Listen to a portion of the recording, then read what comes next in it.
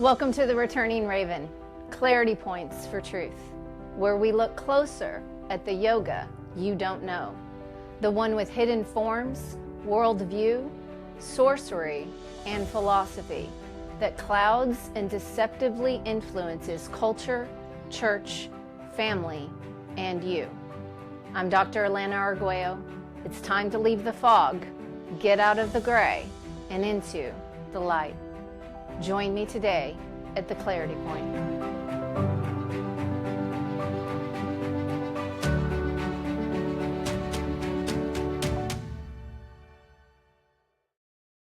Jesus says in John 14:6 that he is the way, the truth, and the life. But in yoga, you are the way, the truth, and the life. Welcome to the Returning Raven, Clarity Points for Truth. I'm your host, Dr. Alana Arguello. In this episode, Avatar, The Way of Champions, we will pull a few highlights from my book, Unearthing Yoga's Ancient Roots, Exposing Sorcery and Its Transcultural Reach, available on Amazon. We will be considering a few things from posture 9 of the book, titled The Way of Champions, Global Truth, and Renewed Life. Vedanta in Sanskrit means the end of the Vedas. It is the base for the 4 sacred Hindu texts, the 4 Vedas, as it is the overall goal and purpose. You learned earlier that the end purposes the cause. Vedanta is a philosophy that claims to be universal and that which can interpret any religious system. The practical aspects of yoga, in other words, the physical practices that people practice, would get summarized later collectively from what already existed, just consolidated in the Yoga Sutras.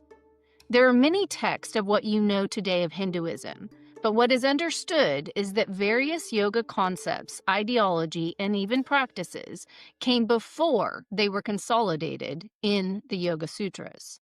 And though descriptions of, for example, Brahman, can differ in different texts, because remember, truth is subjective in this philosophy, and personal opinion here can rewrite, revise, and reinterpret, because pluralism and relativism is allowed, since all are God.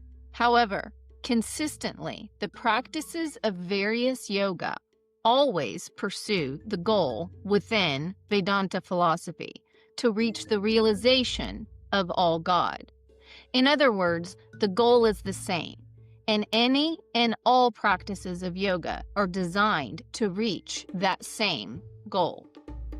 So what is most important to remember is that yoga is an idea based in a philosophical framework that produces all sorts of practices.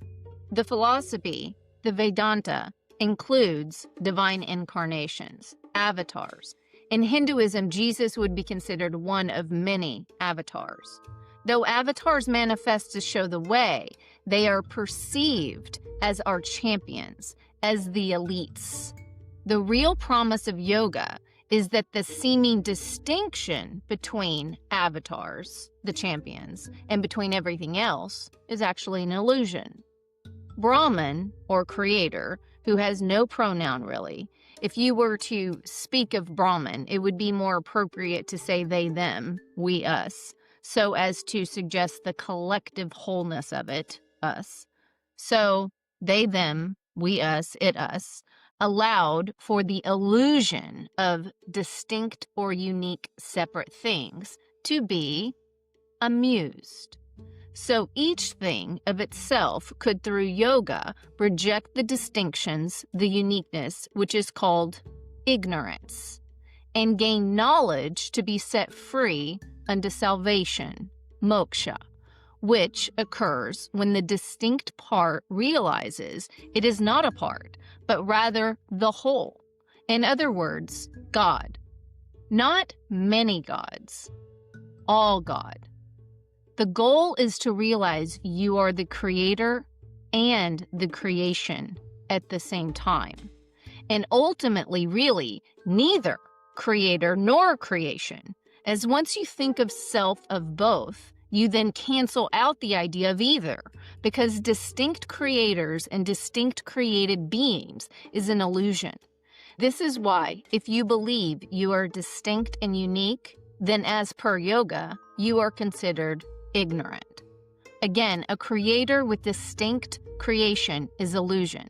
So everything we are told in the Bible about God and humanity is rejected in yoga and actually considered ignorance. Further, and very interestingly, Westerners often confuse something here.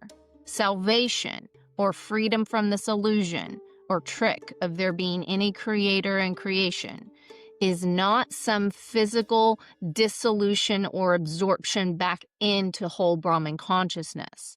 It's not an event.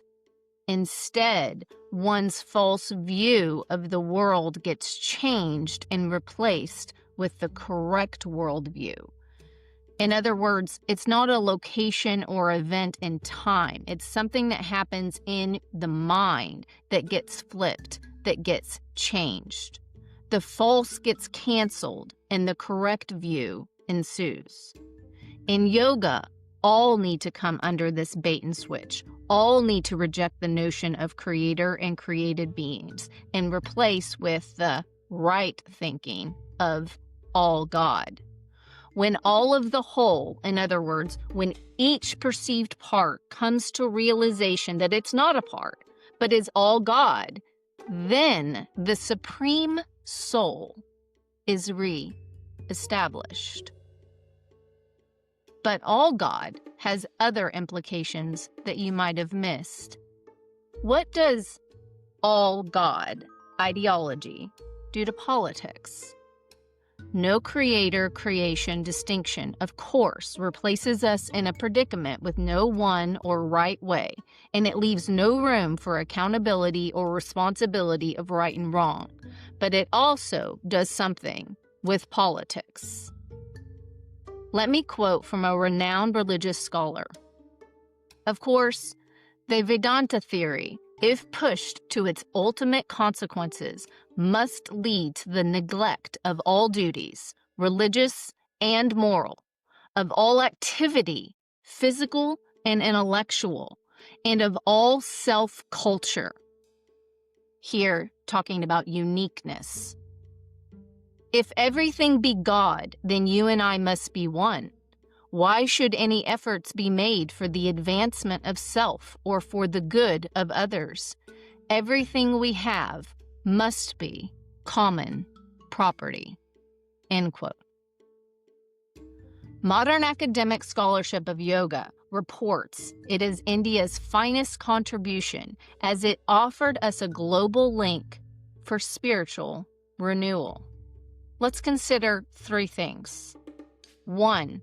Yoga's claimed and widely accepted truth for global linking spiritual renewal in a salvation process is declared a way.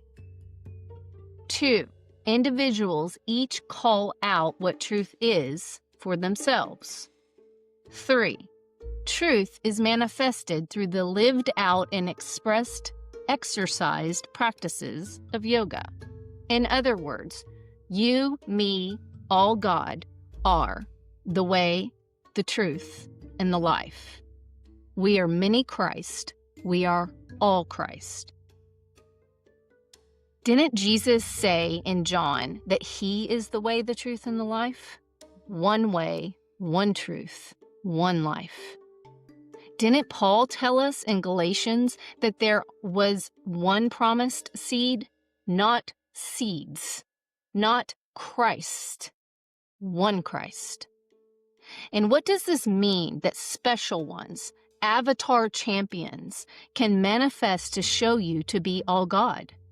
Of course, it's a global link for a false promise of spiritual renewal, because humanity, the world, wants a leader, a champion to follow, especially one that will say, you too can do this, and that like me, you too are a God. We are all the God.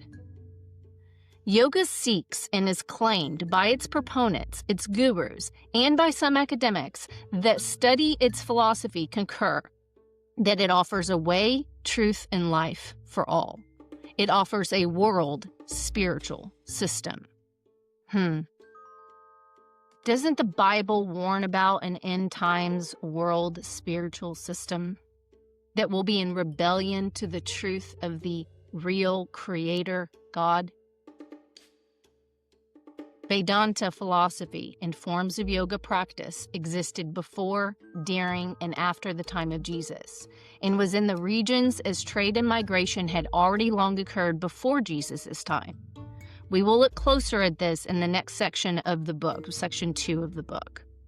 So if Vedanta tells us that we are all Avatar Christ, we are all God, and we can unveil this truth through yoga practice, and spiritual renewal will fully come with a return of the Supreme Soul when the whole world starts joining in yoga. What does this mean in light of what Jesus said? To be not deceived, many false Christs will come. Many will come in his name, as if they are the Christ too. Wake up, church. It is yoga that is selling you, your family, and the world the very thing that Jesus warned us that was the great deception. Choose this day whom you will serve. Get the pagan worship out so you can worship in truth. I'm Dr. Alana Arguello with the Returning Raven. I'll see you at the next Clarity Point. Thank you for joining me today on the Returning Raven. I'm Dr. Alana Arguello. For a closer look again at truth, I'll see you at the next Clarity Point.